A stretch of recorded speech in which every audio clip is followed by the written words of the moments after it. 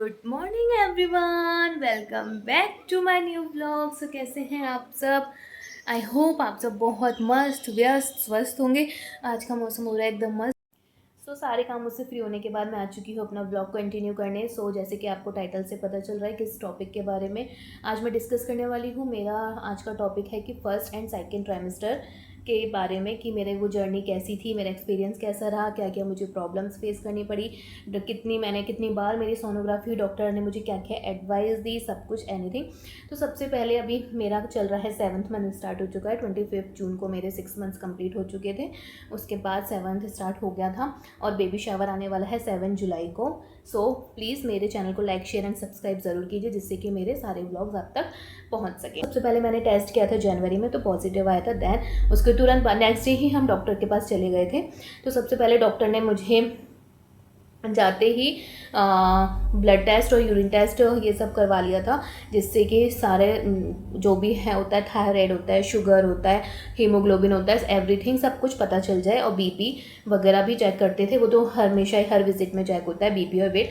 तो मेरा BP high रहता था, 20 नॉर्मली होना चाहिए, 80 120, और मेरा 120 से ऊपर ही आता था, 128 130 ऐसा रहता था। पर इतना ज़्यादा नहीं है, पर प्रेगनेंसी के लिए थोड़ा जाता है, धीरे धीरे कम भी होता गया, ऐसा नहीं है हमेशा सेम रहता था। शुरू में थोड़ा घबराहट होती थी, इस वजह से कम, वो इस वजह से ज़्यादा आता था। अभी फ़ैन ऑफ करा है वीडियो बनाने के लिए, तो गर्मी भी बहुत ज़्यादा लग रही है और सांस तो फूलती है, ये तो सबको पता है। फिर मेरे प्रेगनेंसी से पहले कुछ प्रॉब्लम्स रह चुके हैं। इस चक्कर में डॉक्टर्स ने मुझे फ़र्स्ट सोनोग्राफी जल्दी ही करवाई थी, 10 डेज़ के अंदर अंदर मेरी फ़र्स्ट सोनोग्राफी हो गई थी, जिसमें सब कुछ ओके ओके था। लेकिन मुझे डॉक्टर ने 5 महीने के लिए बेड रेस्ट बोला था। उसमें से मैंने 3 महीने किया। फिर मतलब बेड रेस्ट हो भी नहीं पाता, बेड रेस्ट इतना हो नहीं पाता। और मैं वहीं पे रही थी अपने ससुराल में, 3 महीने कंटिन्यू मैं अपने ससुराल में रही थी। तो फिर 3 महीने मैंने मतलब वही हैवी काम नहीं करना, किचन विचन का ऐसा कुछ भी काम मैंने नहीं करा था। तो फिर मैं यहाँ पे आ गई थी डॉक्टर से कंसल्ट करके, और 3 महीने फर्स्ट टाइमेस्टर मेरा बहुत बहुत बहुत अच्छा था। मुझे किसी तरह की कोई दिक्कत नहीं आई, ना कोई कभी मुझे वॉमिट नहीं हुई, कभी मुझे चक्कर नहीं आए, कुछ भी ऐसा नहीं हुआ। बस 3 महीने के अंदर सिर्फ एक दिन मेरे को पेट के नीचे थोड़ा पेन हुआ था, वो भी कुछ सेकंड्स का था। तो उस टाइम मैं बहुत ज़्यादा डर गई थी। तो मैं 2 से 3 दिन बाद हमें डॉक्टर के जाना था, तो मैंने डॉक्टर से डिस्कस करा। तो डॉक्टर ने बोला अगर ये पेन कंटिन्यू रहता है तो थोड़ा रिस्क वाली बात है, अदरवाइज़ नॉर्मल है, कोई दिक्कत नहीं। कई बार गैस्ट्रिक प्रॉब्लम भी हो सकती है। और 3 महीने पे भी मेरी एक सोनोग्राफी हुई थी। फर्स्ट मेरी हुई थी 10 डेज़ के अंदर, सेकंड हुई थी 3rd month I think complete हो गया था तब हुई थी। तो सब कुछ अब तक सब कुछ नॉर्मल था। फर्स्ट ट्राइमेस्टर में कोई दिक्कत नहीं है। सेकंड ट्राइमेस्टर में मुझे कोई चीज़, किसी भी चीज़ की कोई प्रॉब्लम नहीं आई। हाँ, सेकंड ट्राइमेस्टर में मेरा 5th मंथ पे भी एक सोनोग्राफी हुई थी। बस एक प्रॉब्लम ये थी कि 5th में जब मेरी सोनोग्राफी हुई थी, तो उसमें बेबी का वेट जितना होना चाहिए, यानी कि 500 ग्राम के करीब होना चाहिए, उससे कम था, 400 ग्राम था। तो डॉक्टर ने मुझे अपनी डाइट बढ़ाने के लिए बोला था।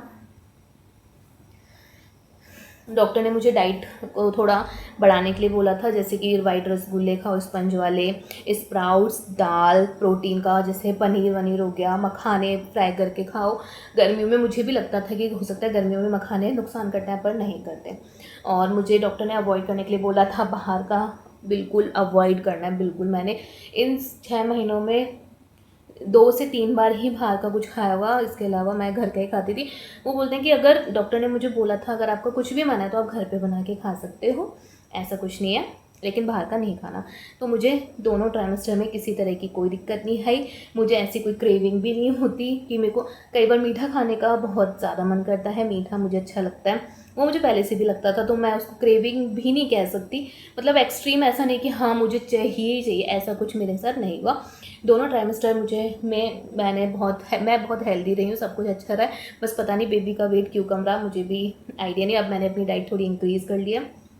और मैंने डे 1 से, जब से मुझे पता चला है कि मैं प्रेग्नेंट हूँ, तब से और अब तक नारियल पानी मैंने कंटिन्यू रखा है। अपनी मेडिसिन्स मैंने कंटिन्यू रखी है। एक भी दिन ऐसा नहीं होता कि मैं स्किप कर देती हूँ, तो मैंने बिल्कुल कंटिन्यू रखी है।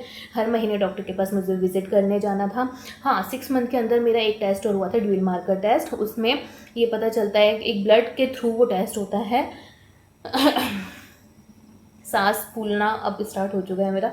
तो एक ब्लड के थ्रू एक टेस्ट होता है जिसमें हमें जो हमारा बेबी है उसके बारे में पता चलता है कि उसके जो भी बॉडी पार्ट्स हैं वो अच्छे से ग्रो हो रहे हैं या फिर कोई भी मतलब उसमें कमी तो नहीं है। तो वो भी अभी सब कुछ ठीक था। आगे भी होगा एक ड्यूल मार्कर का टेस्ट। तो अभी तक मेरी 3 सोनोग्राफी और 2 बार ब्लड टेस्ट हो चुका है। अभी लास्ट जब विज़िट करने गए थे तो मेरा दोबारा से यूरिन और ब्लड टेस्ट हुआ था और एक ड्यूल मार्कर टेस्ट हुआ था।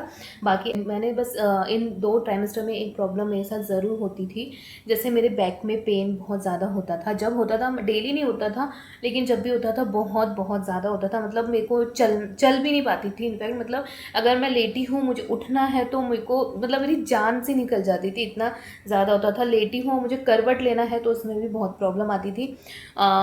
अभी नहीं है वो प्रॉब्लम। आई थिंक वो फर्स्ट या सेकंड ट्राइमेस्टर तक ही रहा था। और डॉक्टर ये बोलते हैं जैसे जैसे मतलब हमारी बॉडी मतलब यूट्रस इंक्रीज़ होता है, यूट्रस बढ़ता है तो कुछ तो इफेक्ट होगा।